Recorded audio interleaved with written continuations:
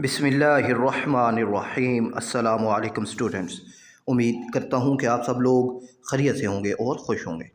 तो बच्चों 2026 का जो मॉडल पेपर है क्लास 9th जनरल मैथ का यानी जो आर्ट्स के स्टूडेंट्स हैं तो उनका जो मॉडल पेपर है उसके एमसीक्यूज़ लेकर बच्चों में हाजिर हूँ।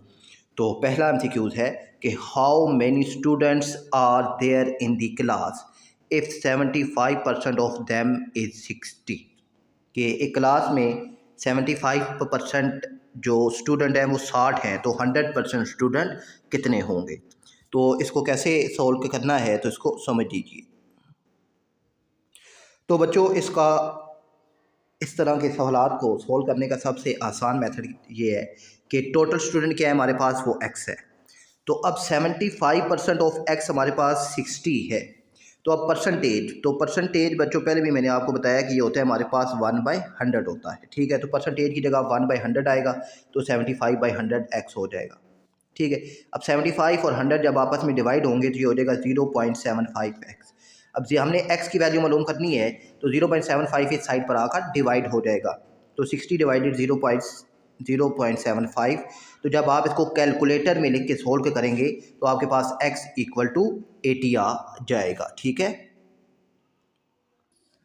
तो जो है ऑप्शन सी 80 ये आपका दुरुस्त आंसर है।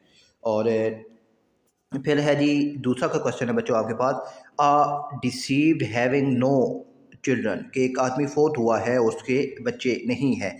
लेफ्ट आ प्रॉपर्टी वर्थ, और उसने जो प्रॉपर्टी छोड़ी है वो 1 लाख रुपया है। ठीक है, और what is share of his window, अब उसकी जो बीवी है जो उसकी बेवा है उसको कितना हिस्सा मिलेगा। तो अगर बच्चे ना हो तो हिस्सा 1/4 होता है, और अगर बच्चे हों तो हिस्सा 1/8 होता है। ठीक है, ये याद रखिएगा। अब उसके बच्चे नहीं हैं तो उसका हिस्सा 1/4 है, और अगर बच्चे होते तो उसका हिस्सा 1/8 होता। तो अब सिंपल आपने बच्चों 1/4 के साथ 1 लाख को मल्टीप्लाई करवा देना है। तो आपके पास जो आंसर आ जाएगा वो आप देखें 1/4 मल्टीप्लाई 1 जो है लाख। ठीक है, तो आप अब इसको अगर सोल्व करें तो जो 4 होता है वो 25 टाइम होता है 100। तो अब इसका आंसर क्या आ जाएगा, 25,000। ठीक है, तो बी ऑप्शन आपका दुरुस्त आ जाएगा, 25,000 रुपये उसको मिलेंगे। ठीक है, और थर्ड है बच्चों ज़कात ऑन सिल्वर अमाउंट रुपीज़, तो चांदी है और वो है 1.5 लाख रुपए की, तो उस पर ज़कात कितनी होगी। तो अब ज़कात कैसे मालूम होती है इसको भी बच्चों आपने ध्यान से समझना है। अब बच्चों ज़कात होती है 2.5%। ठीक है, अब अमाउंट है हमारे पास 1,50,000। ठीक है, और 1 लाख का ही सैकड़ा हज़ार 10 बल्कि 15 लाख रुपए है। ठीक है, और 15 लाख रुपए है, और अब वही बात कि 2.5 के साथ परसेंट है तो परसेंट की जगह आएगा 1/100। तो जो 100 है वो आ जाएगा नीचे, 2.5 डिवाइडेड 100 मल्टीप्लाई 15 लाख। अब जब आप 2.5 को 100 के साथ डिवाइड करेंगे तो आएगा 0.025 मल्टीप्लाई 15 लाख। तो जब ये आपस में आप इसको मल्टीप्लाई करेंगे तो ज़कात आ जाएगी 37,500 रुपये उसने ज़कात देनी है। ठीक है, ज़कात वाला अगर कोई शार्ट का क्वेश्चन भी आ जाए तो आपने इसी मेथड से उसको सोल्व करना है। अब चलते हैं नेक्स्ट है बच्चों हमारे पास 4 है कि which one of the following option is correct for loss. अगर लॉस हो तो लॉस क्या होता है कि आपकी कॉस्ट प्राइस ज़्यादा है और आपकी सेलिंग प्राइस कम है, यानी आपने ख़रीदा ज़्यादा में और बेचा कम में, तो सीपी ज़्यादा होगा और एसपी कम होगा। तो सीपी ज़्यादा और एसपी कम, ये ऑप्शन सी में है बच्चों। ठीक है, जब आपका सीपी ज़्यादा हो और एसपी कम हो जाए तो आपको लॉस होता है। तो यहाँ पर सी ऑप्शन आपका दुरुस्त है।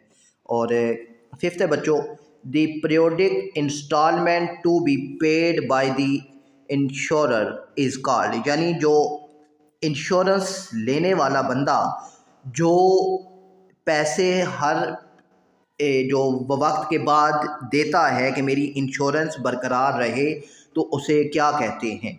तो जो टाइम के यानी हर महीने के बाद या हर 2 महीनों के बाद या 4 हफ्ते के बाद जो भी पीरियड सेलेक्ट होता है, वो अपनी इंस्टॉलमेंट देता रहता है ताकि मेरी इंश्योरेंस बरकरार रहे, तो उसे प्रीमियम कहते हैं, उसे प्रीमियम कहते हैं। ठीक है। और जो होता है बच्चों बोनस, तो बोनस क्या होता है कि आपके काम से खुश होकर जो आपको अज़ाफ़ी अमाउंट दी जाती है उसे बोनस कहते हैं।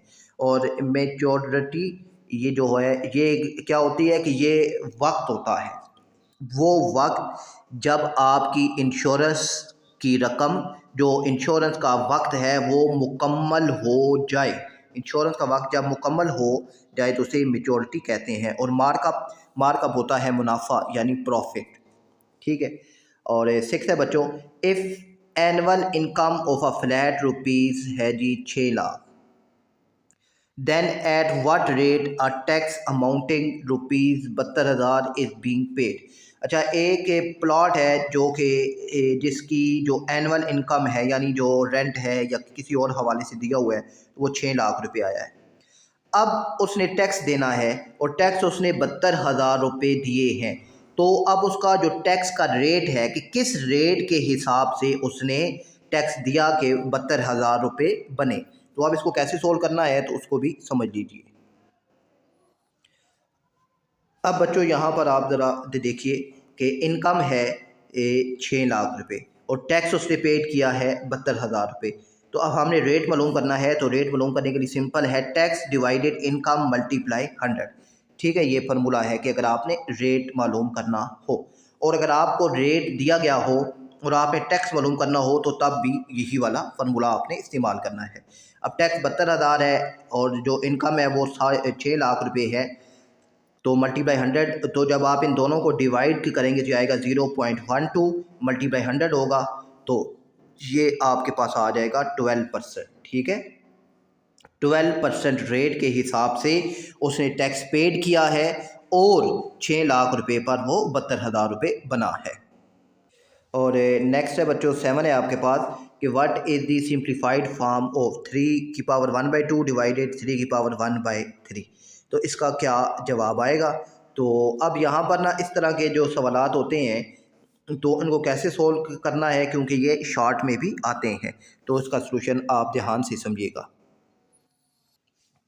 अब बच्चों हमारे पास एक लाद होता है। ठीक है, 3 1/2 डिवाइडेड 3 की पावर 1/3 एक लाद है कि दो अगर वैल्यू डिवाइड हो रही हो और उनकी बेस सेम हो। अब बेस देखें, यहाँ पे 3 यहाँ पे 3 बेस सेम है और दोनों डिवाइड हो रहे हों, तो आप बेस को एक दफ़ा लिखते हैं और दोनों की पावर को आपस में माइनस कर देते हैं, क्योंकि डिवाइड हो रहा है। अगर डिवाइड हो रहा हो तो बेस सेम हो तो पावरें आपस में माइनस हो जाती हैं, और बेस सेम हो और मल्टीप्लाई हो रहा हो तो पावरें आपस में ऐड हो जाती हैं। ये आपने याद रखना है। ठीक है, मल्टीप्लाई में पावरें ऐड होती हैं, डिवाइड में पावरें माइनस होती हैं। तो अब हमारे पास डिवाइड है तो पावरें माइनस होंगी, तो अब बेस 3 है वो एक दफ़ा आएगा, पावरें 1/2 माइनस 1/3। अब 1/2 माइनस 1/3 को आप जब आप कैलकुलेटर में लिखना है 1/2 माइनस 1/3, तो आगे बाद जवाब आ जाएगा डायरेक्ट 3 1/6। ये एलसीएम वाला करने की आपको ज़रूरत नहीं है। ठीक है, ये आपको समझाने के लिए था। तो आपके पास आपने कैलकुलेटर में 1/2 माइनस 1/3 लिखना है और आपके पास आंसर आ जाएगा जो है 3 1/6। ठीक है, तो इस तरह के सवालात को इस तरीके से सोल्व किया जाता है। अब देखते हैं नेक्स्ट। अब बच्चों हमारे पास है नेक्स्ट कि 8 है कि what is the scientific notation. अब इसको साइंटिफिक फॉर्म में आपने लिखना है, तो आपने सिंपल अब ना अपने कैलकुलेटर में लिखना है 0.084 डिवाइडेड 4। ठीक है, आपने इनको ऐसे आपने इन दोनों को डिवाइड करना है। जब आप इनको डिवाइड करेंगे तो आपके पास आ जाएगा 0.021। और ये अब देखें ये 10 की पावर 3 है, तो ये नीचे से ऊपर जाएगी तो इसमें से हो जाएगी -10 -3, तो ये आ जाएगा 7। जब आप इसको सोल्व करेंगे पॉइंट यहाँ से यहाँ पर लेकर आएंगे, ये आ जाएगा 2.1। तो अब 2 पॉइंट इस साइड पर शिफ्ट हुए हैं तो 7 में से 2 माइनस होंगे, तो आपके पास आ जाएगा 10 की पावर 5। तो 2.1 मल्टीप्लाई 10 की पावर 5, 2.1 मल्टीप्लाई 10 की, ए ऑप्शन आपका दुरुस्त है। और अगर आपको इस तरीके से समझ नहीं आता तो आप इसको डायरेक्ट कैलकुलेटर में भी लिख के सोल्व कर सकते हैं, ठीक है। 2.1 मल्टीप्लाई 10 की पावर 5 आंसर आता है। और आप ना यहाँ पर सिंपल है बच्चों के 0.084 डिवाइडेड 4 आपने क्या करना है, और फिर आपने ये 10 की पावर 3 नीचे से ऊपर जाकर माइनस हो जाएगी, तो ये आ जाएगा 7। तो फिर आपने ये जो आपके पास आंसर आएगा 0.021। अब पॉइंट यहाँ से शिफ्ट होकर जब यहाँ पर आएगा तो अब 2 लफ्ज़ यहाँ से शिफ्ट हो गए हैं, तो 10 की पावर आ जाएगी -2, तो -2 होगा 7 में से, तो आपके पास 5 आ जाएगा, ठीक है। आसान सा है। और उसके बाद नेक्स्ट है बच्चों हमारे पास कि अर्थमेटिक मीन। अच्छा जी, इसके बाद है जी हमारे पास AM between 3 and x is 5, what is the value of x। अच्छा, अर्थमेटिक मीन 3 और x का जो है वो 15 है, तो x क्या होगा। तो अर्थमेटिक मीन का फार्मूला बच्चों आपको याद है कि अर्थमेटिक मीन का फार्मूला जो होता है हमारे पास कि अर्थमेटिक मीन इक्वल होता है a + b/2।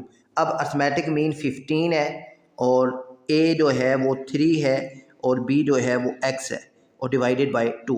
अब 15 2 ये क्रॉस मल्टीप्लाई होगा, ये आ जाएगा 30, ठीक है। 30 इक्वल हो जाएगा 3 + x के। अब +3 साइड पर आएगा, ये हो जाएगा -3, तो 30 - 3 ये आ जाएगा 27।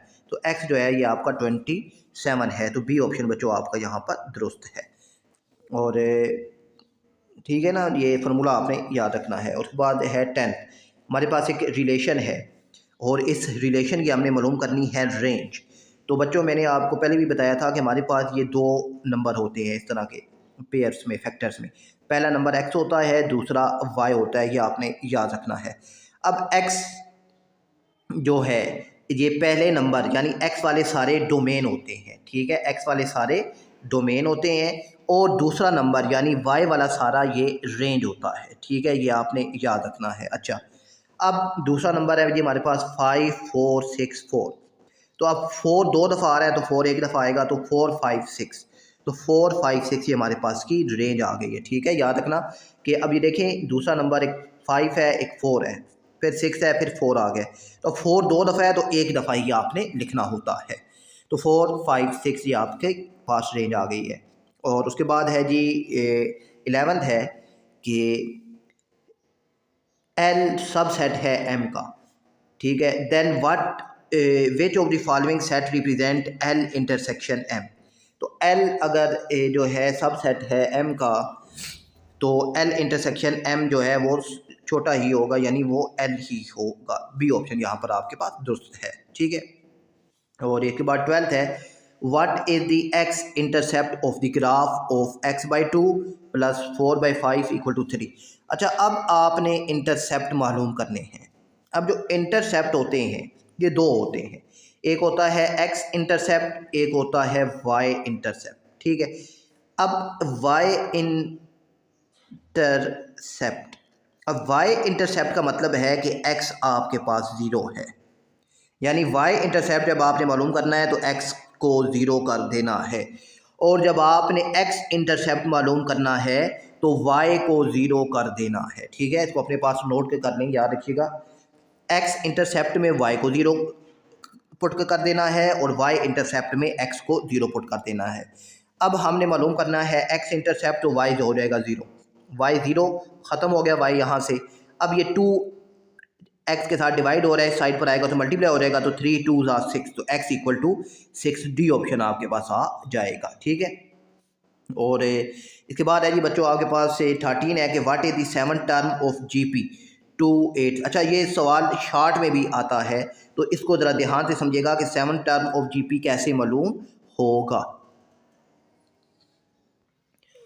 अच्छा बच्चों, अब यहाँ पर हमने 7th टर्म मालूम करनी है और हमारे पास है जी 2 8 32, पहली 3 टर्म्स हमारे पास है।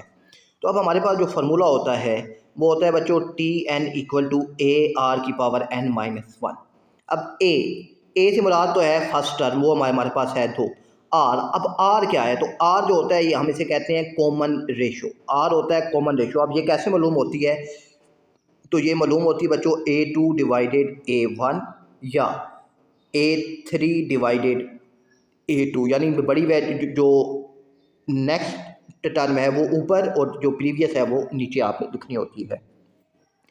अब आप देखिए ये जो 2 है ये A1 है, और जो 8 है ये A2 है, और जो 32 है ये A3 है।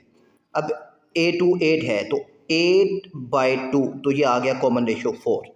और अगर आप इस तरीके से करें तो 32/8, तो तब भी आपके पास 4 ही आएगा। ठीक है, तो R4 आ गए, तो बार की जगह आपने 4 पुट के करना है।